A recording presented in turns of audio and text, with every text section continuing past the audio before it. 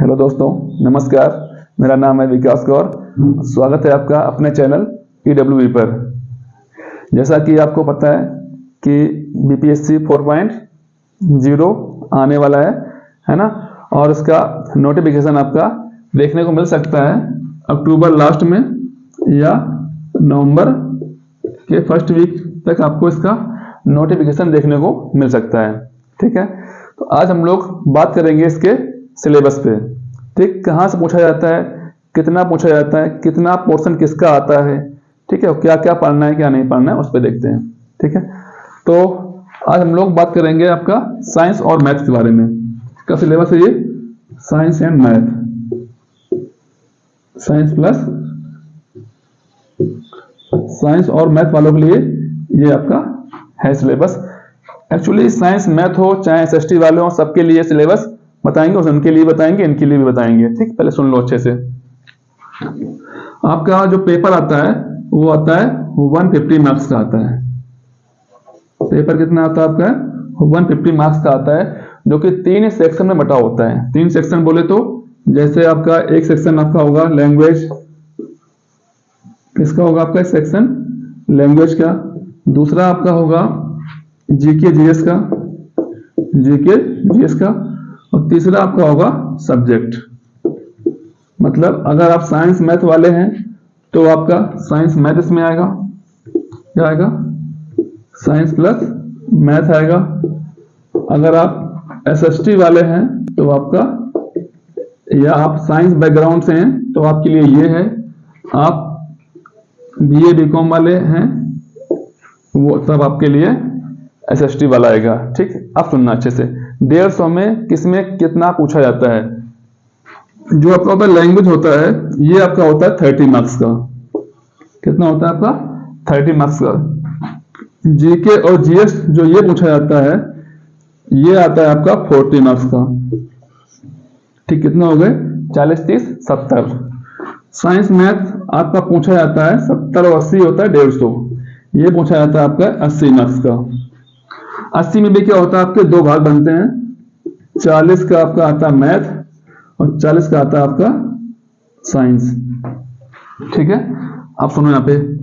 Language आता है आपका 30 मार्क्स का। 30 मार्क्स में आपको 9 नंबर लाने होते हैं क्वालिफाइंग के लिए। क्वालिफाइंग, ठीक है, 9 मार्क्स आपके क्या है? क्वालिफाइंग है। अगर आप 9 से कम ला पा रहे हैं तो आपकी कॉपी आगे चेक होने से कोई मतलब नहीं, आप हो जाएंगे डिस्क्वालीफाइड हो जाएंगे।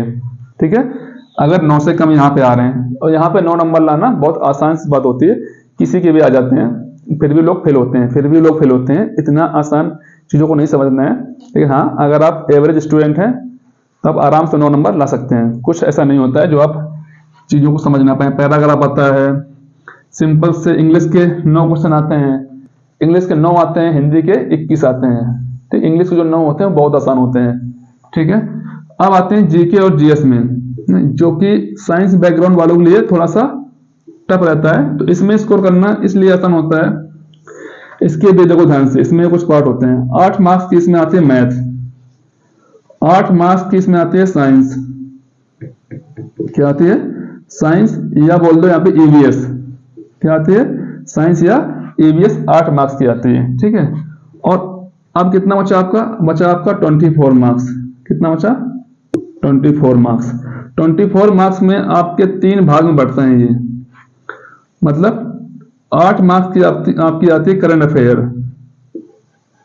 8 की क्या आती है आपकी? करंट अफेयर आती है 8 मार्क्स की।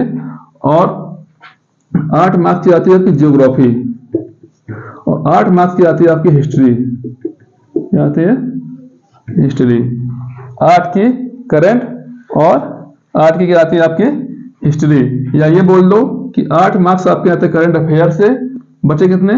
8 और 8 16 मार्क्स आपके आते हैं स्टैटिक्स से। स्टैटिक्स में क्या आपका? ज्योग्राफी और हिस्ट्री। इन्हीं में से 1-2 मार्क्स इधर उधर कर दिए जाते हैं, तो पॉलिटी का क्वेश्चन भी रख दिया जाता है ना, पॉलिटी या इकोनॉमिक्स का, जो कि बहुत कम चांस होते हैं। ठीक है, वो अगर इकोनॉमिक्स वाला आएगा तो वो करंट में आएगा, वहीं से कुछ बजट वाला क्वेश्चन आ जाता है। ठीक है, तो ये आपका डिटेल्ड एनालिसिस है किसका? सिलेबस का। हमने सब कुछ बता दिया आपको, कहां से क्या आता है, कितना आता है। और यहाँ जो 80 मार्क्स आते हैं वो 40 आते हैं मैथ और 40 आते हैं आपके साइंस। मैथ्स में क्या पढ़ना है आपको अरिथमेटिक पढ़नी है ना, लेकिन अब तक जितने पेपर देखे हुए हैं अरिथमेटिक का जो पोर्शन होता है वो बहुत कम होता है।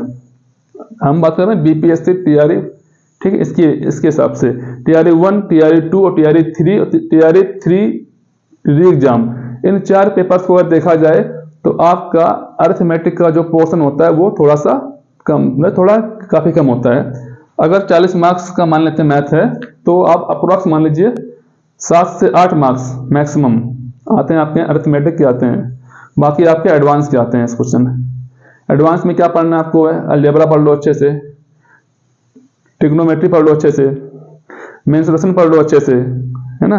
तो ये सब, और प्रोबेबिलिटी आती है, प्रोबेबिलिटी पढ़नी है, इससे भी क्वेश्चन बनता है, हर बार आता है क्वेश्चन एक प्रोबेबिलिटी से, ठीक है। यही सब क्वेश्चन आपके आते हैं। साइंस में क्या पढ़ना है आपको, साइंस में देखो डिटेल में जो चैप्टर्स आते हैं वो हम बाद में करेंगे, एक बार एक अलग से बनाएंगे वीडियो कि चैप्टर्स में क्या क्या इसमें पूछा गया अब तक का, है ना। क्योंकि अभी तक बीपीएससी का सिलेबस डिफाइन नहीं था इसके टीआरई एग्जाम होने से पहले। जब से इसने टीआरई शुरू किया है उसी के बेस पे बता रहे हैं हम, टीआरई 1, टीआरई 2, टीआरई 3 री एग्जाम, उन सबको देखते हुए ये मेरा एनालिसिस था। मैंने खुद अपने पेपर में बनाया हुआ था एक चार्ट में, उनको देखते हुए इसको हम कुछ यहाँ पे लेके आए आप लोगों के लिए, ठीक है। बाकी आई होप आपको समझ में आ गया होगा कितना पढ़ना, कहाँ से पढ़ना है, और चैप्टर वाइज सिलेबस हम आपको एक बार अच्छे से सब कुछ पता का पहले हम बनाएंगे, फिर उसके बाद हम लाएंगे वीडियो, तब आपको एक बार और अच्छे से सारा सिलेबस करवा देंगे अच्छे से, ठीक है। और साइंस और मैथ्स का शॉर्ट वीडियो हम लाया करेंगे यहाँ पे, वो हम खुद से करवाएंगे, ठीक है। बाकी अगर कोई क्वेरी रह जाती है तो आप कमेंट में पूछ सकते हैं, मैं उस पर भी विचार करूंगा और वीडियो बनाने का प्रयास करूंगा। बाकी अगर आपको जानकारी उपयोगी लगी हो तो वीडियो को लाइक कर दीजिए, सब्सक्राइब और शेयर कर दीजिए अगर आप चैनल पर नए हो तो। पढ़ते रहिए। जय हिंद, धन्यवाद।